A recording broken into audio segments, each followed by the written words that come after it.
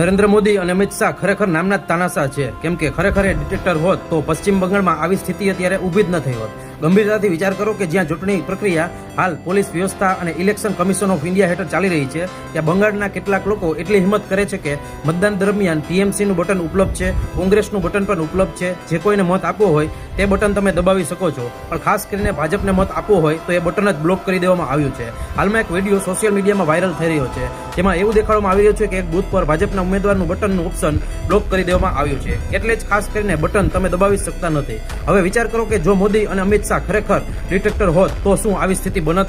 કોઈ ડિક્ટેટર એવો હોય જે તેની પાર્ટીના લોકોને જ મત ન આપી શકે અને બીજી તમામ પાર્ટીઓને સરળતાથી મત આપી શકે? ખરેખર તાનાશાહી કોણ કરી રહ્યું છે બધાને ખબર જ છે. અને બંગાળમાં જે સ્થિતિ અત્યારે ચૂંટણી દરમિયાન થઈ રહી છે, પહેલા ફેઝમાં ખાસ કરીને હિંસા જોવા મળી હતી, તે આપણે સૌએ જોઈ છે. બીજા ફેઝમાં પણ અહીંયા ખાસ કરીને હિંસાઓ અને ઘટનાઓ સામે આવી રહી છે. ખાસ કરીને હવે જ એવી સ્થિતિ બની છે કે ભાજપના સમર્થકોને મત પણ આપવો મુશ્કેલ બની રહ્યો છે, કારણ કે બટન જ દબાવી શકતા નથી. આવી જ અપડેટ જોવા માટે મને ફોલો કરી લેજો.